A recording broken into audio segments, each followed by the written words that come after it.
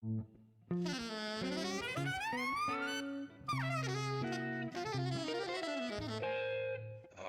Jazz.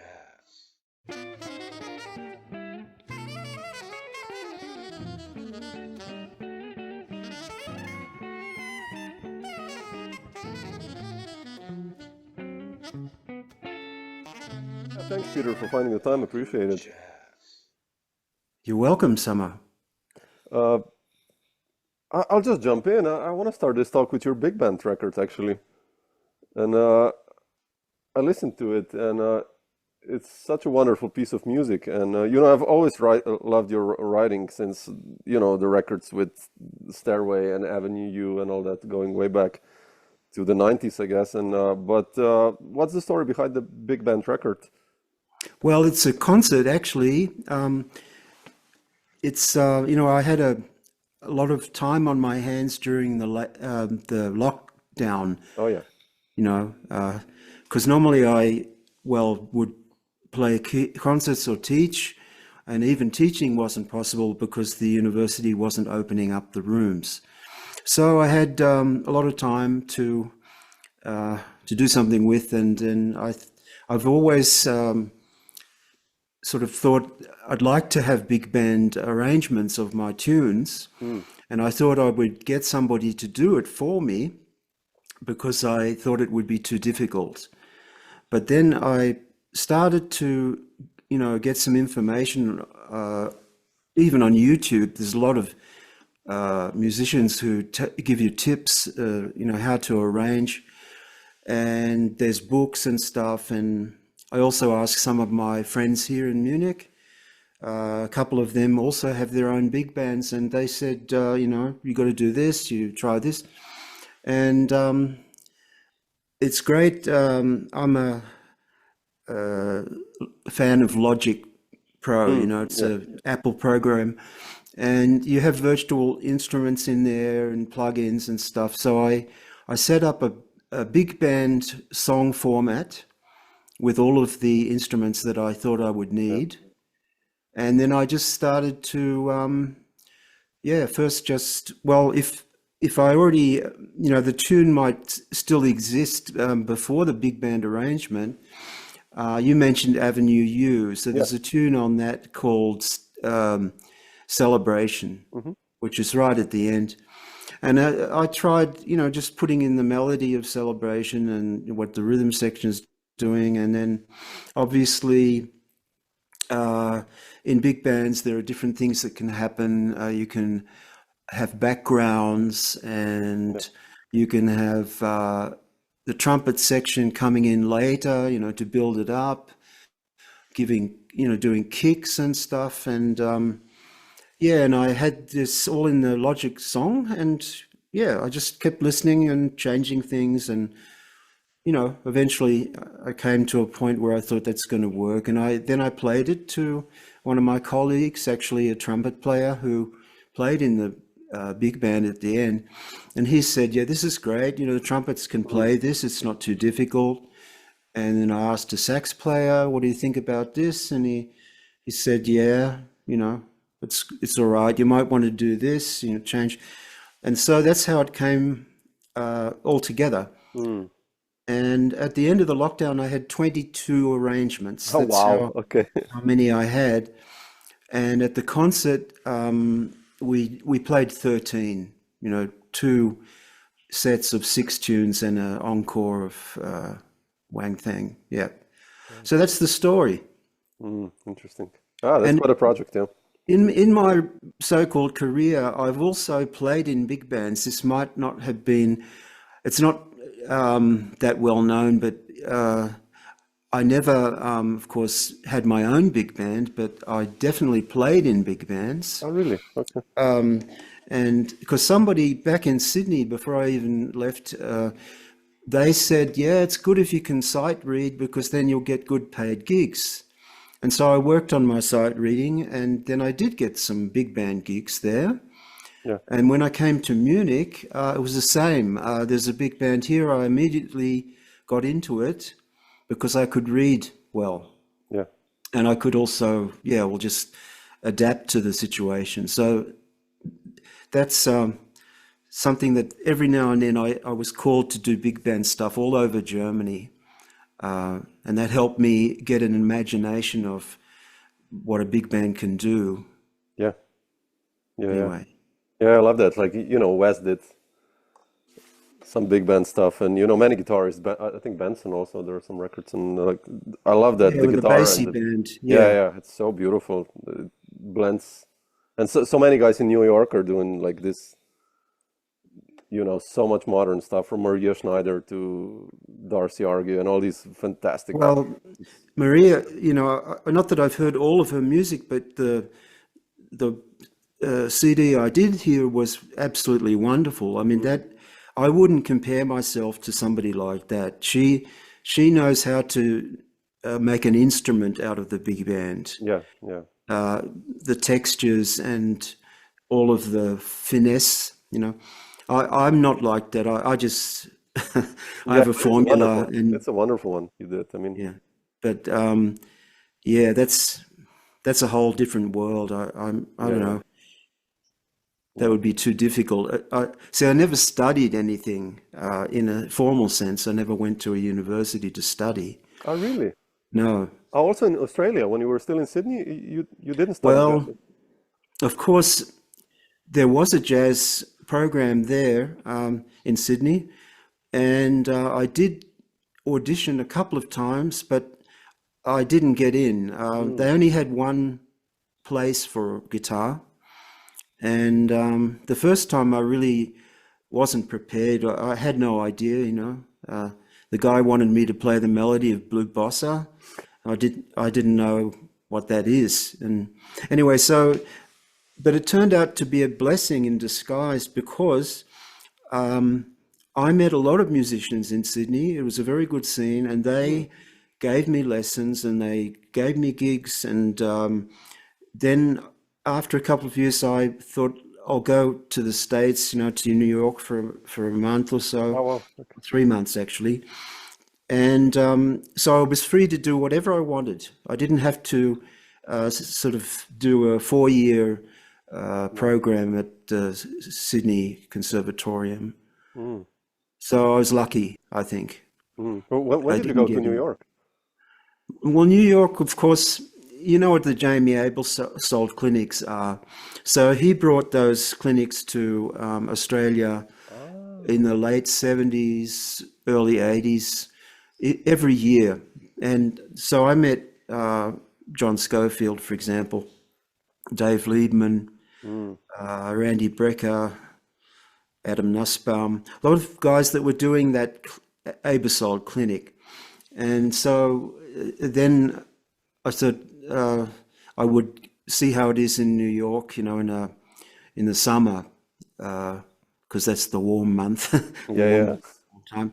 And so that was a great experience. That was, I guess, July, August, September, 81.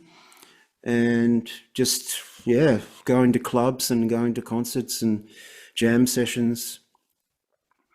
It was a really, really fun time. I heard a lot of great music Mm, uh, and got a lot of inspiration.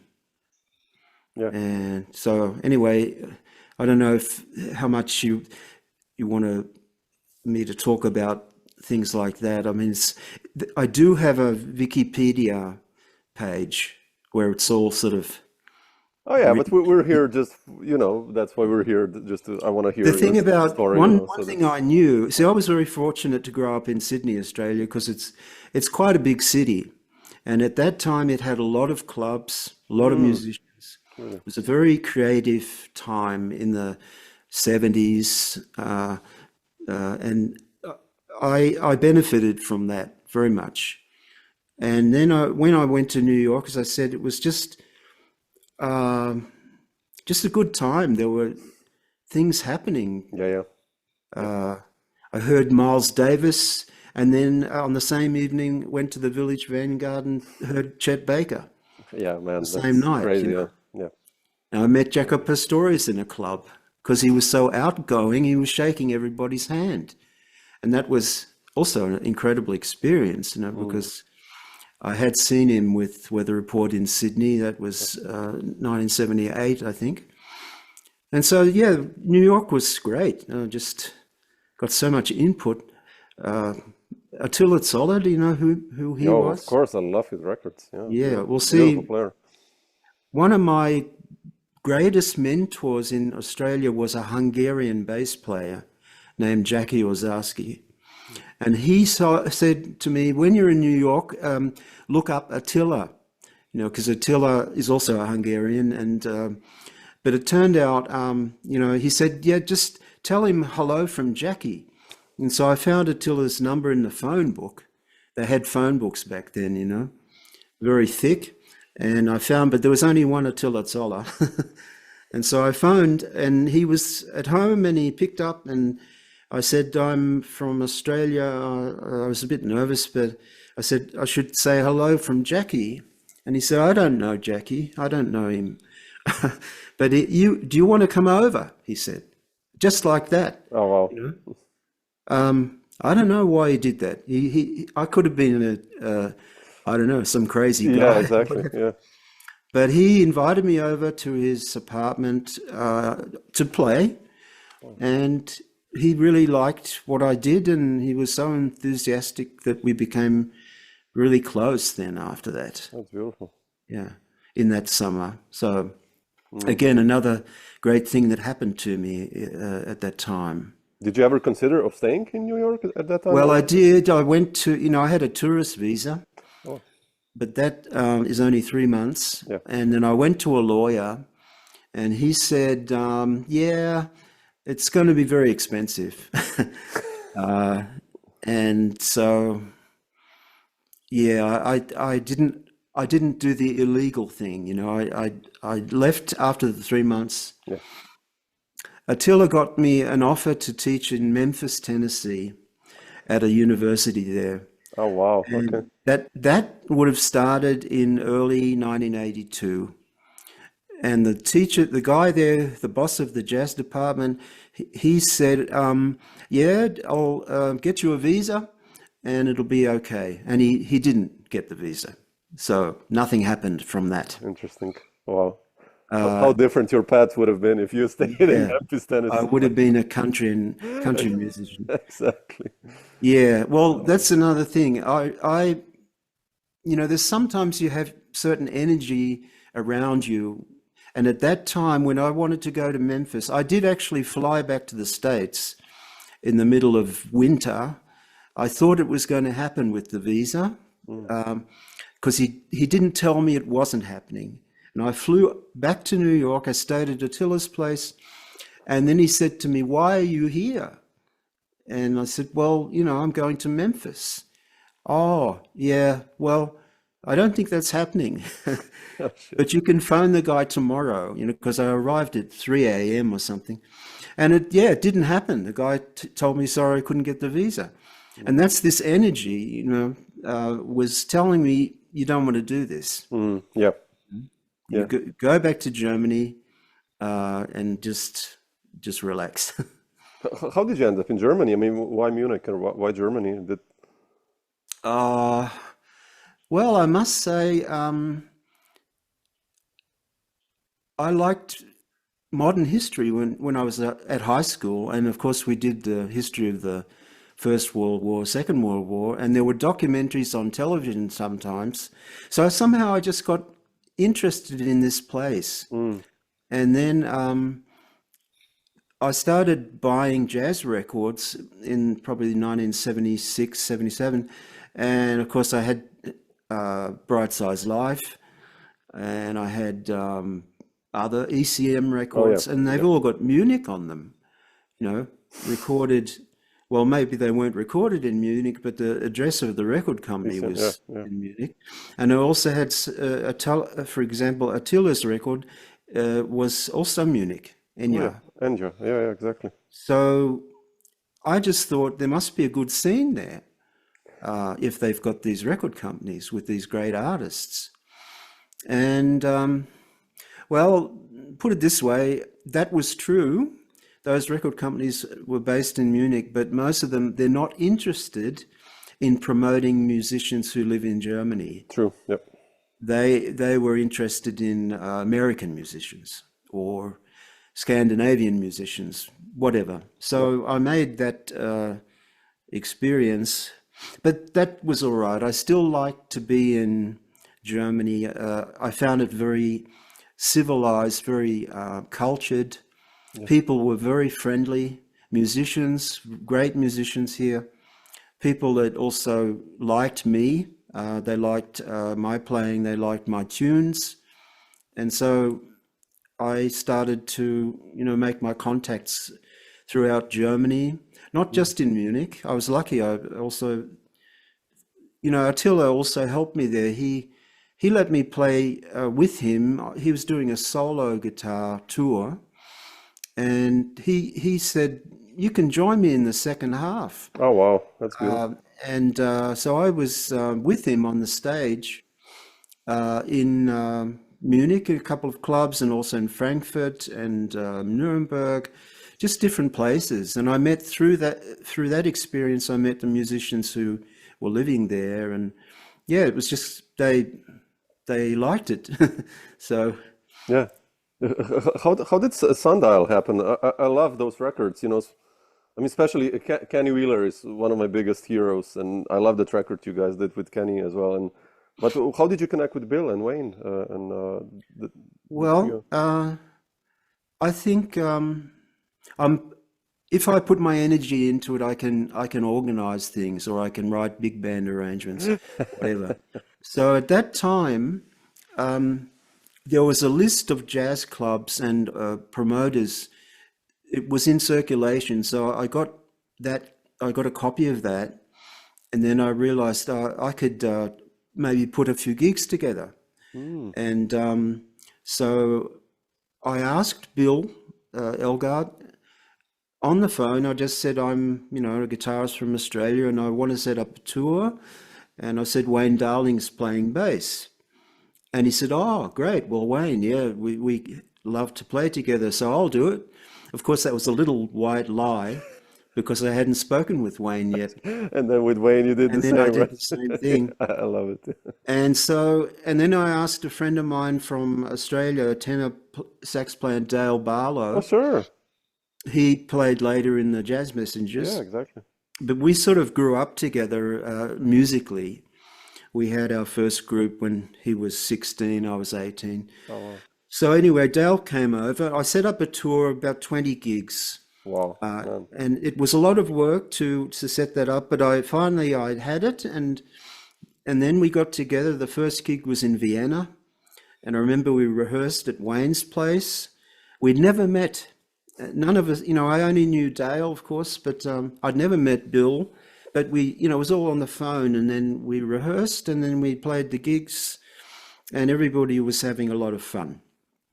So I guess very important for me is to know where you stand. Don't overestimate yourself, but don't underestimate yourself. So what I'm saying is you can make things happen. Yep. If you have a perception of what's going on around you. Musicians like to play gigs. So if you have something to offer, then it's a good chance that you'll find good players to play with you. Yep. Okay, so that's the Sundial. I mean, we were looking for a name. I don't know. I came up with that name and they liked it. And we did that about 7 years, starting in 1982. Yeah. But the first tour was with Dale, so it wasn't a trio. But later we just couldn't find a tenor player who fit with us, so we decided to play as a trio. And that went on for a few years, I guess till, I think first gig with Kenny was 1987. Already, okay. Yeah, so I remember us talking, we need to have a fourth player, somebody who is sort of a name, so it'll help us to get better gigs. And so we were thinking of Dave Liebman, and I actually phoned him, but he didn't want to do it. And then somehow we got Kenny's address, and telephone number, but I actually wrote him a letter. That's how things were back then, 1987. And he wrote back Oh a very wow, man, nice little beautiful. letter, and he said he'd love to do this. Yeah, Wow. and no mention of money, no mention about, well, I need to have $500 or Yeah. nothing. Just so when we did the first tour, they're always about 2 weeks long. At the end, he said, "I've never made so much money in my life." Oh man. And we made 300 Deutschmarks per gig back then, which That I was a guess lot these actually, right? days Yeah. you might say it might be 1,000. Yeah. But anyway, whatever. That's how Kenny was. He played so many gigs, but often he didn't make much money from it Yeah. because he didn't have a personal manager or he didn't have a booking agency.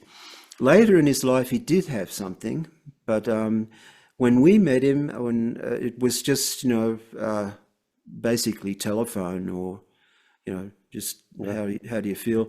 The only thing Kenny was Beautiful. worried about is he didn't want us to play in Munich. Oh yeah, because of yeah, okay. He was afraid of the Yeah. consequences of that. Yeah. Interesting. But But how was it for you like to play with him? I mean, just to accompany and uh, Kenny didn't say much. He's a very quiet sort of person. But I remember the first gig we did that was in Munster mm, at a museum, and it was being recorded by the radio, like the jazz from Cologne. So it was quite an important thing, and we just rehearsed before the gig. He brought his music. We had some of our music, and so he was very, let's say, he was able to read everything and he could play on the changes, and he sort of expected everybody to do that. mm, That was the world that he lived in because he had played a lot in big bands in the 60s in London. And so that was good. That was a learning experience.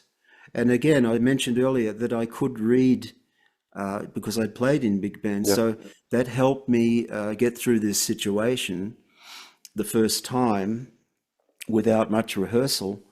And so Kenny, he was happy with us. He really, he especially loved Bill Elgart's playing. And they Yeah. did some records where Kenny actually asked that Bill. Bill Yeah. play drums.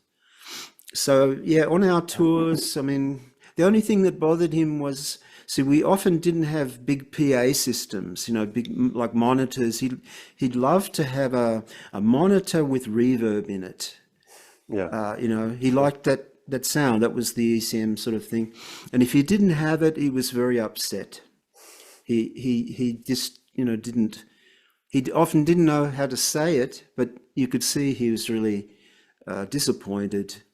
Mm, And we did our best, but some of the clubs we played in, they just didn't have PA systems. These days, every club has a PA system, but back then, it wasn't always. mm. So, did I Amazing. answer your question? Yeah. Beautiful. Beautiful. But that's the other thing forgot to mention. Like, we didn't have a tour bus or anything. We had two cars. Wayne had his car, which was a combi, and he could put his bass in there and the drum kit. And I had my stuff in my car, and Kenny was sitting in the front with me. So let's say we drive a couple of hours to the next gig, and Kenny's sitting in the front, and he's got a cassette, and he puts the cassette in. He said, "Do you know Warren Marsh?" Or this is Clifford Brown. I said, "I know Clifford Brown." And so he'd always have something with him, and it was always 50s. Interesting. He never played anything modern. It was always, he heard Charlie Parker playing because he lived in Canada, and he would go down sometimes to the clubs in New York, Yeah. and he heard Charlie Parker playing live, and so Yeah, it was an interesting experience to be with Kenny in the car because it was like an education, Oh man, yeah, yeah, yeah. Sometimes he would sleep because I guess from being on the road all the time, he just had weird sleep patterns. But it was an interesting experience. Always very, you had to be quiet. He was a very quiet person. He didn't like a lot of noise or anything around him. Yeah, yeah, yeah. Yeah. Yeah, I love this. I mean, just to play with the elders and these stories. I did like a year and a half ago, like a 2 week tour with Ariel Tanderson on bass and Bob Moses on drums in trio. And you know, when after the gig, those guys started to tell stories. You know, like Ariel was like, yeah, you know, I played with Sonny Rollins with Jon Christensen in 1971, and Moses would go like, yeah, yeah, yeah, you know, I did this gig with, I sat in with Mingus or Eric Dolphy. I was like, man, folks, that's crazy. You know, it's and just like you're saying, like, you know, to listen to this stuff, like to these guys telling stories, they hearing Charlie Parker live or something like that. That's so important in I think in this jazz heritage to continue this and to soak this in. This is like the university, right? I like Yeah. that. Now that's another thing. What it confirmed my feeling that Germany was a good place to Yeah, be, yeah, because every now and then you would get an opportunity to play with a really named musician. Like I played with Jon Christensen once. There was a really. tour, Oh man, and that's amazing. I didn't organize it, but it was a group that was organized by Uli Beckerhoff, who's a Hmm. trumpet player, Yeah, and it was just. I mean, I wouldn't say it was a great tour. We had one gig where no people showed up, sure. so It's one we of those decided things. not to play that one. But it was great to play with him. Wow, do you know he was deaf in one ear? Oh no, I didn't know that. So because Oh, I saw he would play with his head turned, and he told me I'm deaf in the other ear oh and wow, I I have didn't know to that. play with my ear sort of pointing into the group. Interesting. Yeah. Uh, and just the I don't know. Through Uli Beckerhoff, there was another group that evolved that was with John Taylor, the piano player, Really? Oh man, that's and Norma fantastic. Winston would sing. Wow. And so, for example, this British Kind of thing, like Azimuth almost, yeah. yeah, yeah. So, and that was wonderful experience For sure. to play with them every year. We do a tour for a Really? certain period. Did you do a record or did you record something? Uh, there, no. Ah, I mean, there that's a was shame. a recording, but it never got released. I don't know why. But yeah, and I don't know. I was in Klaus Doldinger's group for Yeah, yeah, I know. years. Passport, yeah, yeah. Oh, fantastic. So even you wouldn't believe this, but sometimes Klaus would have guests with Passport, like Johnny Griffin Oh man. or Benny Bailey, Sure. which is an unusual. For that Brian group, yeah. Auger. Brian Auger is a Yeah. rock organ player, and Robin Ford even did some gigs, two Seriously. guitars. Oh man. Um, I'm sure I forgot a few, but it was an experience, to have these guests coming in, and they would just, yeah, it was just a gig for them, just. And for me, it was, I spent the whole night with Benny Bailey in his room drinking the minibar empty. He was telling me all sorts of stories. Oh man. Oh man. So, How did you get that gig with Klaus, by the way? uh, well, it's sort of started out. I was playing with a young drummer at that time, Wolfgang Hafner, Hmm. Oh sure. who I had met him in Munich at the jam session, and then we sort of started playing regular gigs together. He ended up playing in Passport in Klaus Doldinger's band, and then there was a situation where both the guitarist and the keyboard player had quit. It was a very embarrassing situation. They just didn't show up to a gig. Oh, They left the band without saying anything. And so Klaus was, of course, he needed to have a keyboard player and a guitarist. And so Wolfgang Hafner recommended me and Roberto Di Gioia. oh yeah. And so I'd already met Klaus because he used to do jingles, advertising music. And he called me for one jingle once. He said, "Can you play gypsy jazz like Django Reinhardt?" And of course I can't, but I said yes. Of course. Because usually these things, you just need an acoustic guitar and you have to, do the strumming. And that was good enough for him. He was really happy. And so that was good for me. I had a sort of already made a contact with him. And then he phoned me and said, "Yeah, we've got this tour coming up. Can you play blues?" And I said, "Yes." Well, I thought I could, put it that way. And he said, "Yeah, I wanted to get Larry Coryell, but he's too expensive." So I said, "Yeah, I can play blues, sure." And that was it, and then next was we were rehearsing. And there was only one rehearsal. It was, I remember that afternoon we were there and we did the first half of the rehearsal, and then he was sitting having his lunch, and I'd also had my lunch, and I sort of walked past him and he looked up and he said, "That's never happened before." And what he meant was me and the keyboard player, we could play all the tunes by memory. Oh well. But we knew we had to do that. See, that was a given. You couldn't play in a band like that and have music on the stage. Yeah. Oh yeah. Sorry, just a second here. It's buzzing. So that was a very positive reaction from Klaus. And so that, that's how it started. He was happy before we even played the first gig. So That's fantastic. Yeah, you did your homework. Yeah, that's important. yeah, and it is probably it makes a huge difference if you have the music memorized. Yep. These days, my eyes are not so good, so when I play gigs, I memorize if it's possible. If I have usually a couple of weeks or so to do this, and it really makes a big difference. Oh, man, Yeah.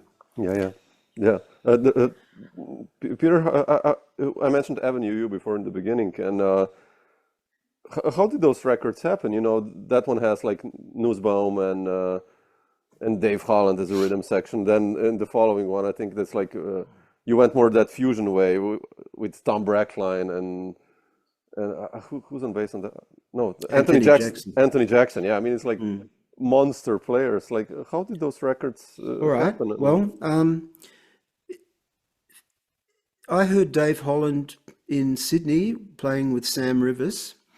It was a trio, Steve Ellington, and I was really sort of so impressed by Dave Holland. I said to myself, I want to play with you one day. And I had no idea, I was still in Sydney, it might have been 1978, and I really didn't know what was going to happen. But then when I was in Germany, I had been playing with Kenny, and then I asked Kenny, "Do you have Dave Holland's telephone number?"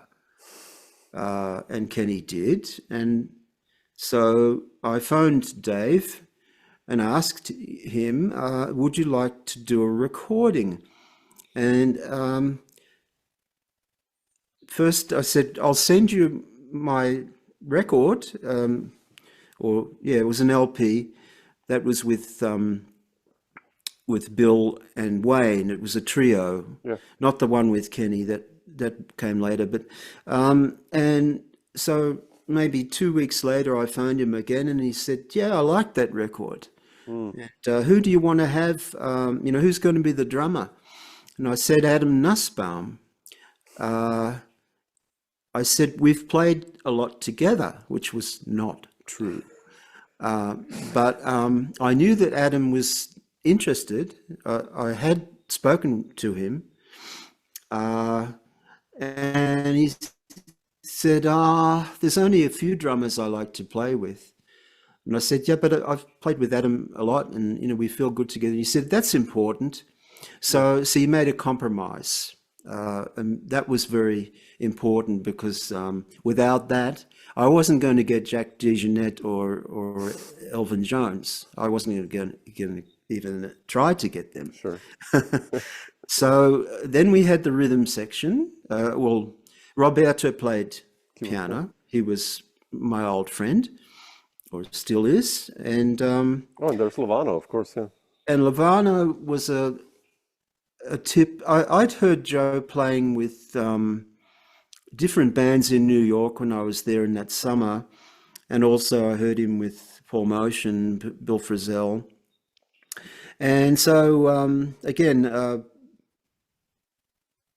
Adam had the telephone number, so I phoned Joe, and he said, of course, yeah, Dave Holland. Everybody was so interested because Dave Holland had agreed to do it, because he didn't normally play on records unless, just his own.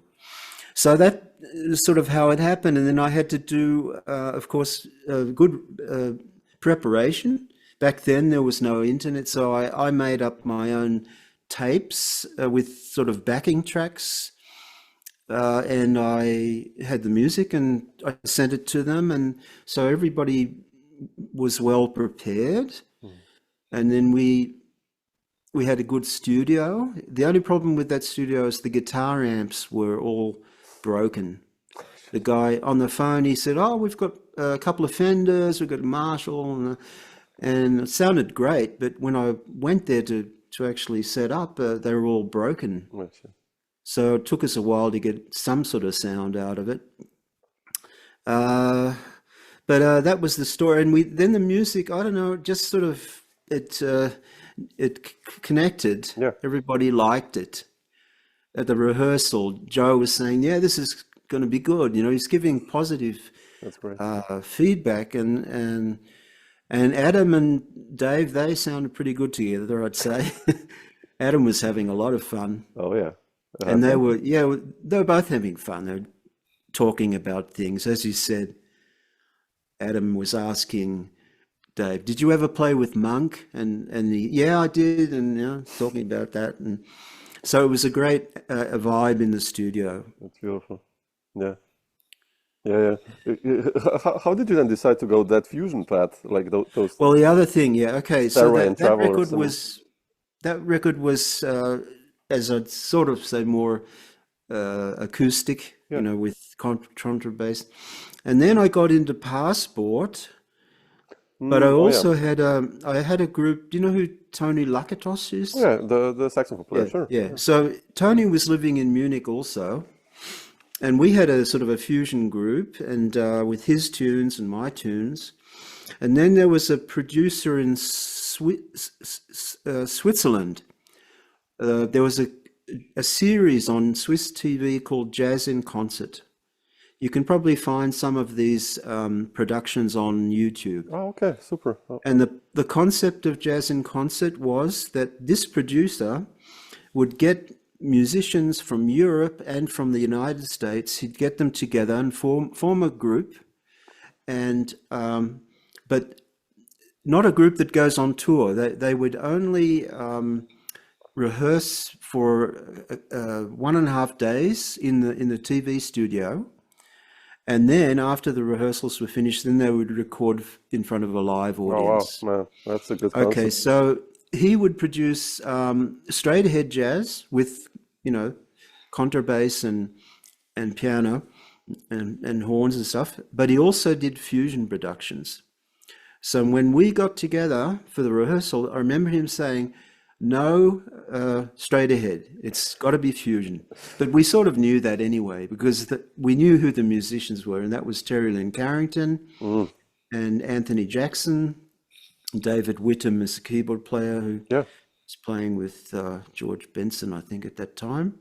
So, yeah, the producer put it together, Okay. you know. Interesting. And I was incredibly lucky that I got as to be invited to do this because the producer's original idea was to have John Patitucci playing electric bass, right? And he had actually confirmed that John Patitucci would be doing it. And then John Patitucci said to him, "I don't want guitar." Right? Okay, because he's playing a six string, whatever. And thank God he then at some time later he quit the production. He was doing something else. So then the producer asked Anthony, who also plays a six string, Exactly. Yeah. and he didn't have any problem with guitar. So you see how lucky I was that John Patitucci stopped. Yeah. Otherwise, I would never have met Anthony Jackson. So we had a lot of fun on that production. It's on YouTube. I don't know if you've seen it. I'll try to find it. That sounds good. Yeah, I put it up on my channel. Oh, okay. I'll search for it. Yeah, Fantastic. it's called Jazz in Concert, and it's from 1991, I think. Okay, so we did this production. We had a great experience, live audience, and then in the break, Russell Ferrante comes up to me because he's involved in the next production. They always did back-to-back productions. Okay, so he's involved in the next production, which will start the next day with Robin Ford and I think Will Lee, different people. And so he starts talking about how much he likes the music that we're playing, especially a tune called Stairway. And I said, well, thank you. That's my tune, and I'm a big fan of the Yellow Jackets, obviously. And wow, I just said, do you think we could maybe have breakfast together tomorrow before you have to start rehearsing? He said, great, yeah, just phone my room. And so we sat there at the breakfast table, and Russell's just asked. Tony was there, Robin Ford was there, and Tony. Russell was just asking questions all the time.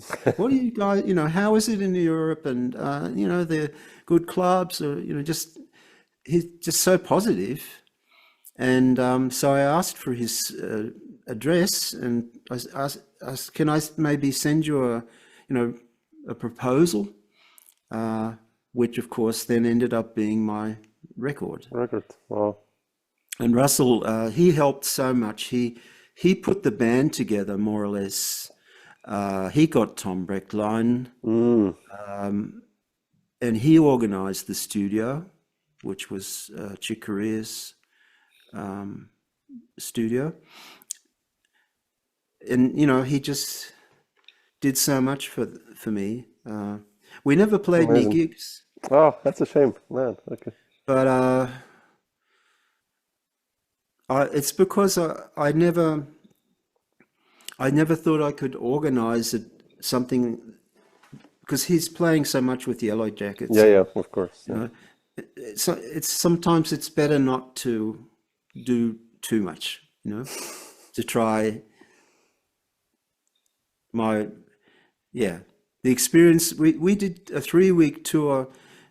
Roberto played keyboards, and Terry Lynn and Anthony came over. Oh, really? Oh, man. That was probably 1992 then. Wow. Yeah, and that it was a good tour, but it was very difficult also because of the transport. Anthony played huge boxes back then. They were actually PA boxes. Oh, shit. Yeah. And they were called Stage Company boxes, and he had an endorsement. But I had to somehow organize the transport of those. We didn't just play them, and leave them in the club. We had to transport them from one gig to the next. It was very difficult. Yeah. It was no fun. Uh, there's a club in Frankfurt that it's called the Jazz Keller, Jazz and Keller. Sure, yeah. it goes down. There's a Yeah, yeah, yeah, I play curving there. Yeah. staircase, and getting those boxes down was really difficult. Oh And man. then your hands are, uh, Oh man. and then you're supposed to play a gig after that. Oh, So that's what amazing. I'm saying. It That's was amazing. the sort of thing I didn't want to do again. Yeah, yeah, yeah. Yeah, it's like your 90s are, man, it's amazing. So you were so productive. I think you did like a record a year almost. Then there's that one with Mark Johnson, I think, also, Yeah, well, look, and Bob Minzer, I think, and Bob yeah, is, you can see incredible. how I got Bob Mintz's contact Yeah, from yeah, yeah. Russell. Russell, yeah, Yeah.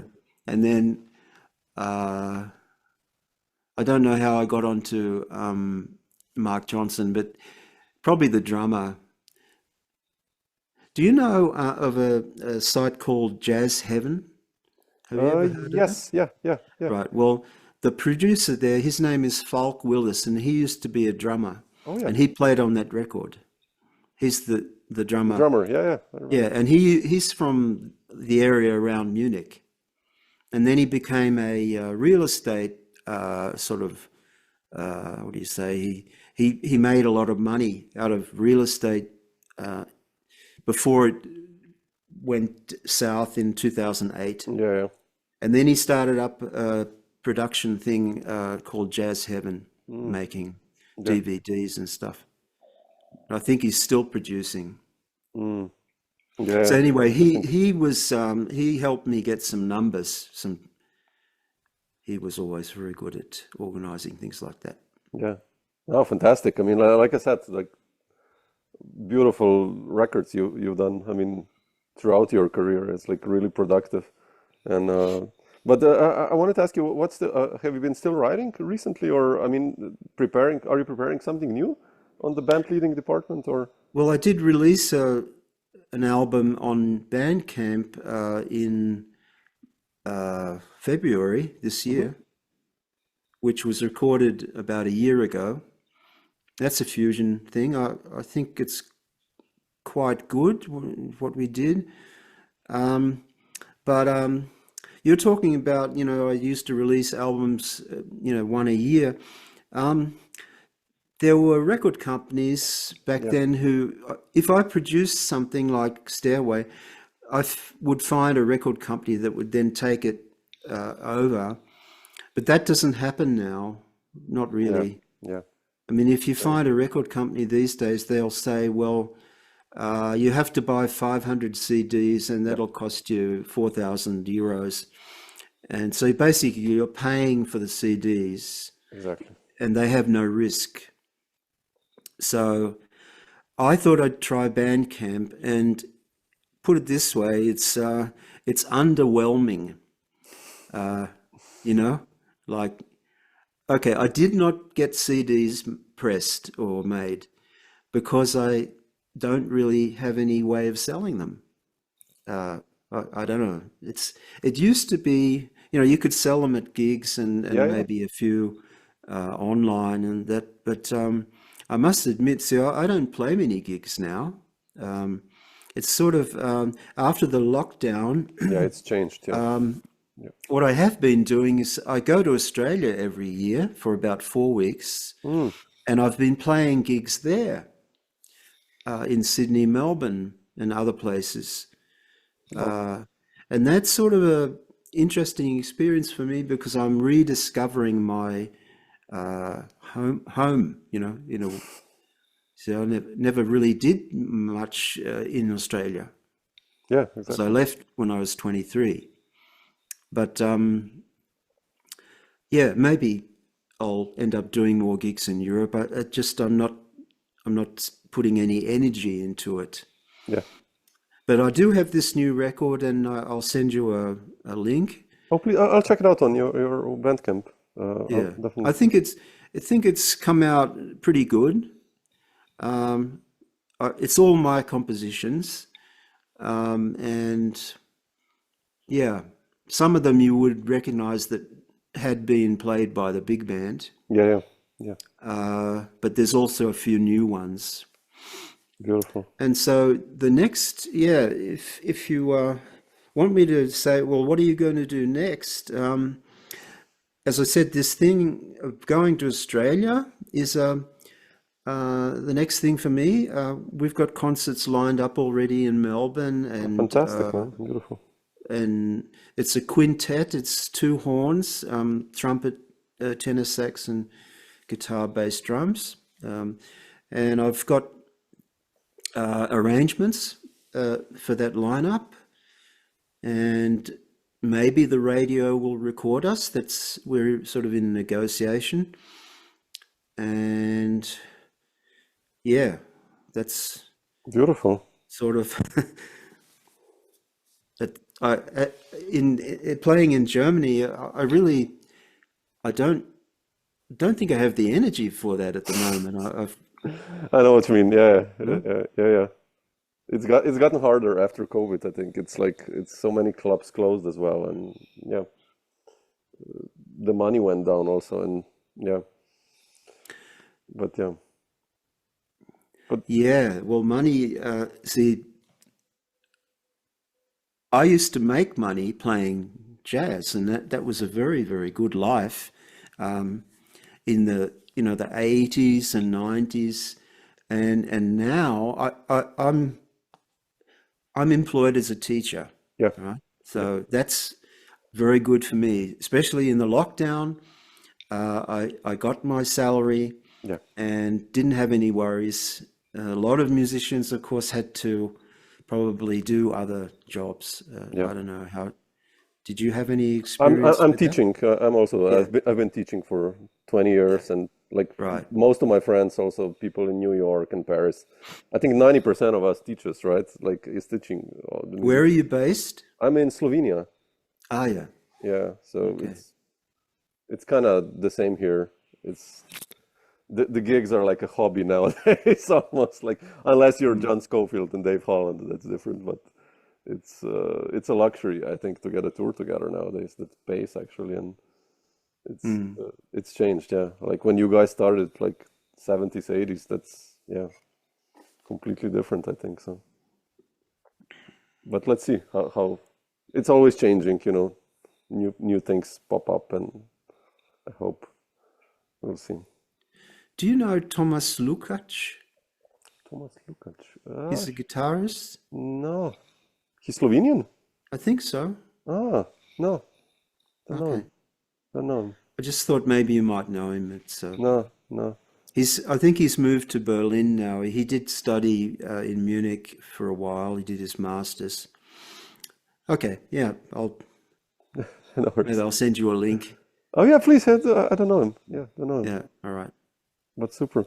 Uh, Peter, what is it today? No, Tuesday. I'll leave you a nice Tuesday afternoon. But thanks so much, man, for sharing these thoughts. It was beautiful. I'm so happy we did it. Got some stories together, and it was nice to hear you talk. Will you send me then when you've edited this or whatever? Will you send me a link Yeah, or? yeah. I mean, I Yeah. usually just leave it in whole. It's Mm, like a improv gig we did, and I just cut the beginning and the end, and I make a right. sketch of Yeah. you, and I'll send you a link Mhm. and everything when this is out. And Okay. Yeah, it'd be great if we could stay in touch. yeah, if you're around, I live like 30 minutes south of Graz. So if you're ever in the area, we have a guest room here. Would love to play one day, even if, and I have a studio at home and everything. So if you're All around, right. and if you like white wine, man, you're in the country. So. I do. I do. Well, then, yeah, you're kindly invited. Come over and we can hang and play. And Hmm. nice. So Okay. beautiful.